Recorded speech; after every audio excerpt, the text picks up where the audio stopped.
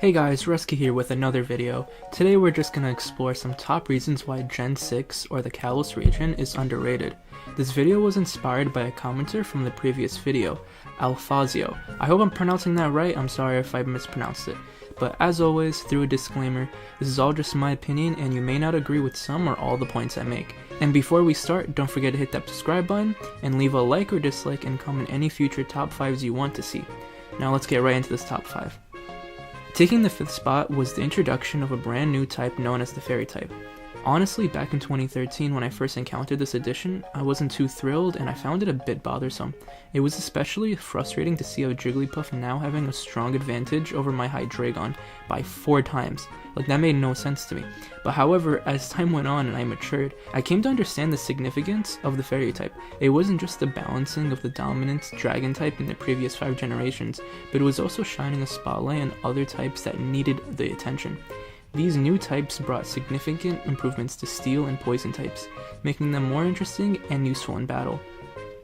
Suddenly, Pokemon like Wigglytuff and Clefairy, which were previously considered weak and not viable, gained newfound strengths and relevance in Kalos. With the introduction of the Fairy type, it truly succeeded in balancing the game and giving an underappreciated type a chance to shine and strengthen the usability of Pokemon from the earlier generations. At the number 4th spot was the introduction of the Mega Evolutions. If you watched my previous video discussing features that should make a return in the future, you're already familiar with my perspective on Mega Evolution. But delving deeper, Mega Evolution stands out as Game Freak's most remarkable game gimmick, and it continues to baffle me why it hasn't ever made a comeback. The creativity, designs, and the introduction of new abilities to beloved Pokemon was a brilliant move. It bred new life into Pokemon like Beedrill, Absol, and even Sableye, which were previously overlooked due to their lack of viability, by granting them enhanced stats for competitive battles and introducing better abilities to them. With this being said, the creation of Mega Evolution in Kalos region is a testament just to show that Generation 6 has commendable innovations, creativity, and overall excitement that brought to the Pokemon series. And at the 3rd spot is none other than the villainous leader, Lysandre. Now let's get one thing straight, I may not personally adore him entirely, as he does have his moments. However, when it comes to crafting an evil plan that poses a so-called threat to the entire world, he undeniably takes the crown. What sets him apart is that he's the last evil team leader who radiates a genuine sense of seriousness without resulting in some overly childish motive. Reflecting on leaders like Ghetsis or Cyrus for their certain appreciation for their unapologetic, plain old evil intentions. They simply wanted to witness the world burn to chaos, either for control or to reshape it entirely. Lysandre stands as the last representative of his breed of just a pure evil leader crafted by Game Freak.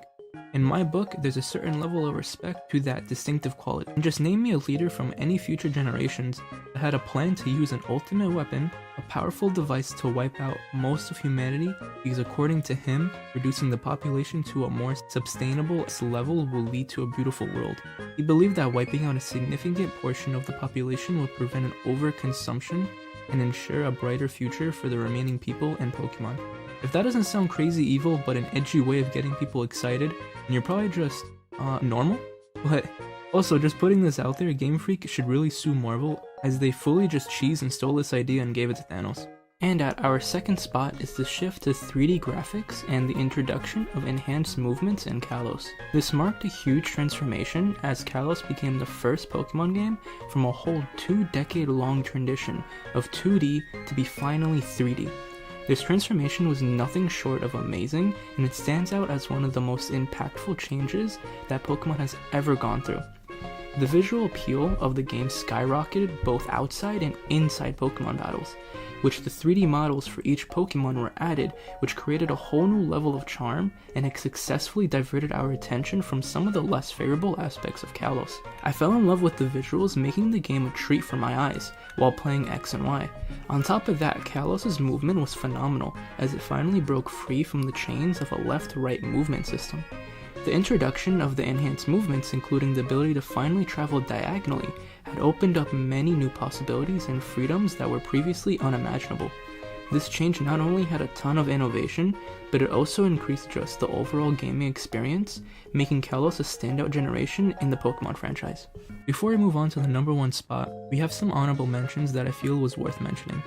Kalos was the only game to give 2 different region starters early on to use throughout the whole playthrough.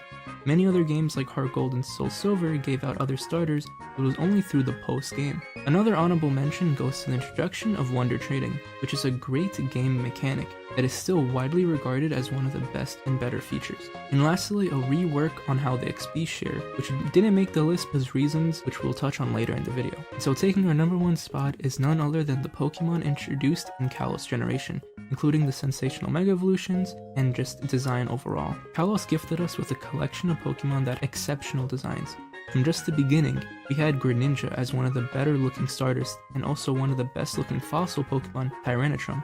Not to mention, Kalos graced us with 2 legendary Pokemon that not only were badass looking, but had their lore revolving on the tales of life and death. Kalos didn't just stop at creating visually appealing Pokemon, as it went further by enhancing the gameplay with convenient features that brought joy and simplicity to the adventure. Overall, the captivating designs, the introduction of a new type, and the addition of convenient features, and with the subtle yet impactful innovations, collectively puts Kalos as one of the most influential Pokemon games ever created. So why is it underrated? Or really, I should be asking, why is Kalos so hated? While many newly added innovations will always be a double-edged sword, when it came to 3D models, Game Freak has become very lazy to the fact that they use the same Gen 6 models for some of the Pokemon in Generation 9. That is now 10 years worth of just using the same designs. It kinda really puts it into perspective, which is why we're starting to see many people go back to previous games like Black and White and see how well thought out and done the sprites in that game were, as every animation felt like they were alive, which the 3D models failed to capture that. Just look at the comparison of these Gen 5 and Gen 6 models. They're night and day. Secondly, the game was very easy, and as mentioned before, the newly reworked XP share had not helped that difficulty at all. And when it came to really cool design Pokemon, also brings us the smallest amount of new Pokemon added, as Kalos barely brought over 100 new Pokemon, which comparing to other generations, it is considered relatively low. Lastly, just something I suffered while playing through Kalos was the rival overload. To wrap this video up, Kalos had strengths and a few drawbacks, like anything and everything else in this world. Whether you grew up with it or it was your first Pokemon game, Kalos succeeded in keeping players entertained, which is all that matters anyway. And ultimately, you may not love Kalos, but it's without a doubt one of the most, if not the most influential Pokemon game ever created. And well, that's it for this video. If you have any ideas for the future, leave a comment and I'm sure to do it for our next one. Thank you guys for watching, and I'll see you guys in the next one. Peace.